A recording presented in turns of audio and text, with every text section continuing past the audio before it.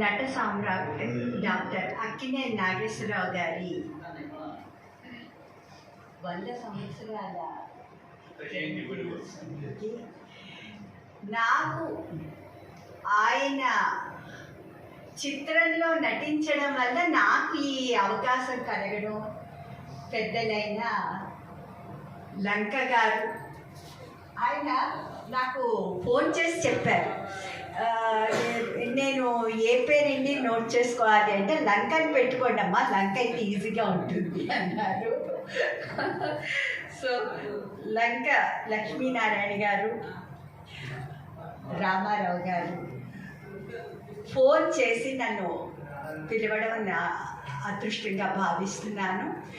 ఈరోజు ఈ అవకాశం కలిగడం నిజంగా చాలా అదృష్టం. ఇంత పెద్దవారి ముందు వారి చేతి మీద నాకు ఈ సన్మానం జరగడం నా అదృష్టంగా భావిస్తున్నాను.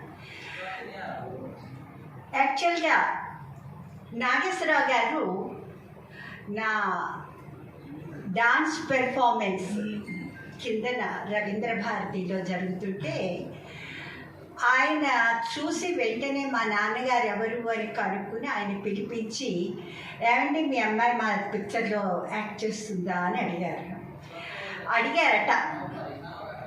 అడిగితే లేదండి, మేము చాలా అంటే ఆర్థోడాక్స్ టైప్, మేము మాకు ఆ ఉద్దేశమే లేదు అని అన్నారు.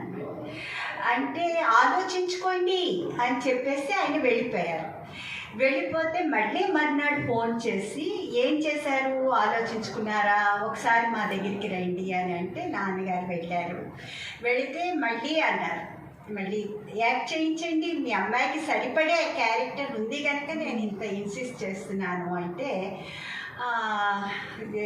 ఎందుకో భయంగా ఉందండి, సినీ ఫీల్డ్ అంటే కాస్త ఏదేదో వింటుంటాం కదా, మాకు భయంగా ఉంది అంటే, అలా ఎందుకు అనుకుంటారు, ఇప్పుడు ఆఫీస్లో వర్క్ చేస్తుంటే ఏం జరగవంటారా, ఇందులో అంతే, మనం మంచిగా ఉంటే అన్నీ మంచిగానే ఉంటాయి, మీరు అలాంటి అనుమానాలు ఏం పెట్టుకోవద్దు, మీ అమ్మాయిని యాక్ట్ చేయించండి, రేపే మీ అమ్మాయికి ఆడిషన్ పెడుతున్నాము అని చెప్పడం, నేను అక్కడికి వెళ్ళడం, వాళ్ళు ఏదో అంటే కాస్ట్యూమ్ ఏదో ఇచ్చారు, ఇస్తే అది వేసుకుని ఆయన ఏం చెప్తే ఆదుర్తి గారికి పరిచయం చేశారు. ప్రసన్నరాణి, ఈమె మంచి డాన్సర్, మన పిక్చర్లో చేయించాలని నేను అనుకుంటున్నాను, చూడండి సార్ అనేసి అంటే, అబ్బా నువ్వు ఏదో రకరకాలుగా ఏవేవో అన్నారు, అన్నీ చేసేసాను, టకటక అయిపోయింది, వెళ్ళిపోయాం. మర్నాడే మళ్ళీ ఫోన్ చేసి, అమ్మ నువ్వు సెలెక్ట్ అయ్యావు, you're going to act in our movie అన్నారు. అది ఇదంతా నాకు పెద్దగా ఇది అనిపించలేదు, ఎందుకంటే ఐ వాజ్ వెరీ అంటే ఏది సీరియస్నెస్ లేదు అప్పుడు, నాకు 13 years ఓల్డ్ నేను అప్పుడు. సో ఓకే అని అంత అయింది. తర్వాత ఫస్ట్ స్టార్టింగే నాకు కోర్ట్ సీన్ పెట్టారు. కోర్ట్ సీన్లో నాగేశ్వరరావు గారు నిలబడి అమ్మా సంధ్యారాణి అని మొదలుపెట్టారు, చెప్పండి అని అంటే, అమ్మ మీరు రకరకాలుగా ప్రశ్నలు వేశారు, అన్నిటికీ టక టక టక టక సమాధానాలు చెప్పడం అయిపోయింది. అయిపోయిన తర్వాత అవును నీకు 4 ఫ్రెండ్స్ ఉన్నారట కదా అంటే, అవును, మరి సురేష్ ఎవరమ్మా అంటే, హీఈస్ మై ఫ్రెండ్. మరి రామారావు, ఐ లైక్ హిమ్. మరి ఇంకేదో పేరు చెప్పి అతను అంటే, హీఈస్ మై బాయ్ ఫ్రెండ్. ఇంకొక పేరు చెప్పి అంటే, అతన్ని నేను మ్యారేజ్ చేసుకుంటున్నాను. 4 ఫ్రెండ్స్ అయినా అంటే వాట్స్ రాంగ్, మా అమ్మకి ఉన్నారు బాయ్ ఫ్రెండ్స్, మా నాన్నకి ఉన్నారు గర్ల్ ఫ్రెండ్స్, నాకు ఉన్నారు. ఈ విధంగా ఫ్లూయెంట్గా సాగిపోయింది మా కాన్వర్సేషన్ అంతా. సో టక టక టక టక అయిపోవడంతో ఫస్ట్ టేక్లోనే అయిపోవడంతో గట్టి పిండం అనేసి మొదలు పెట్టారు. అప్పటి నుంచి ఆయన గట్టి పిండం అనే పిలిచేవారు అనమాట. సో అలాగా ఇట్ వాజ్ మై అంటే నేను కాస్త rough and tough type from the, అంటే చిన్నప్పటి నుంచి నేను ఆ విధంగా పెరిగాను. సో ఆ విధంగానే క్వశ్చన్స్ ఉన్నాయి, ఆ విధంగానే నేను ఆన్సరింగ్ చేశాను, అంతా అయిపోయింది. నిజంగా అది ఆ మూవీలో నేను యాక్ట్ చేయడం నా అదృష్టం అనేది భావిస్తున్నాను.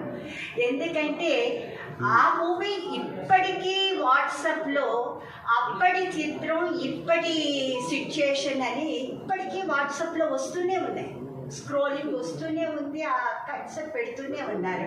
అంటే నిజంగా అది ఎంత అంటే రియాలిటీ, అదంతా రియాలిటీ ఉందన్నమాట.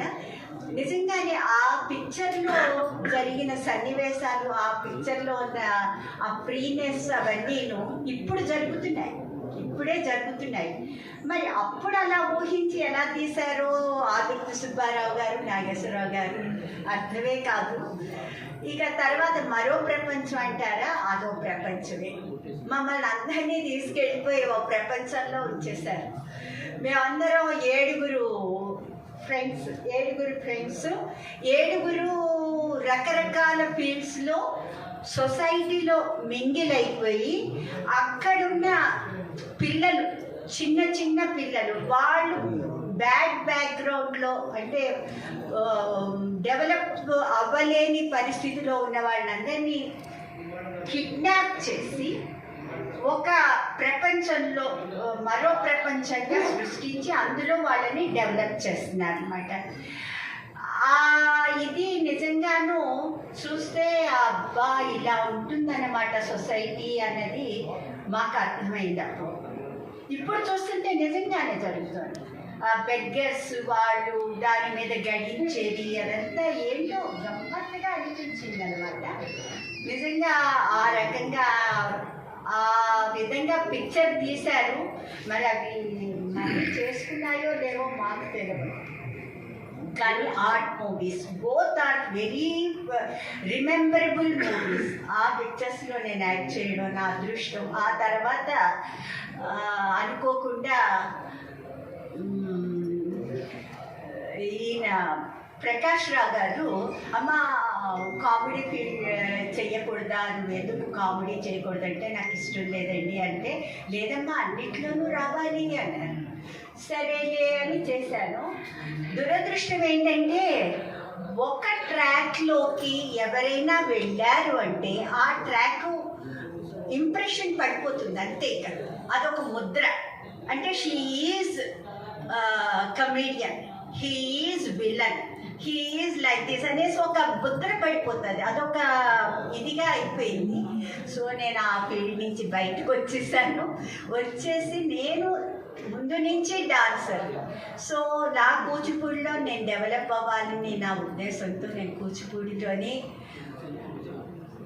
ఉంటున్నాను, కూచిపూడి నేర్పిస్తున్నాను. నేను వేల మంది పిల్లలకి డాన్స్ నేర్పించడం, వాళ్ళందరూ మంచి పేరు తెచ్చుకుని మంచి స్థానంలో ఉన్నారు. అందరూ గురువులయ్యారు, అందరూ మళ్ళీ వాళ్ళ పిల్లలకి నేర్పిస్తున్నారు. ఈ ఫీల్డ్లో నేను ఉండడం నా అదృష్టమని నేను భావిస్తున్నాను. కానీ సినీ ఫీల్డ్లో ఉన్నాను అనే ఉద్దేశంతో మీరు నన్ను ఇలా సన్మానించడం చాలా చాలా హ్యాపీగా అనిపిస్తుంది, చాలా సంతోషం. Thank you very much.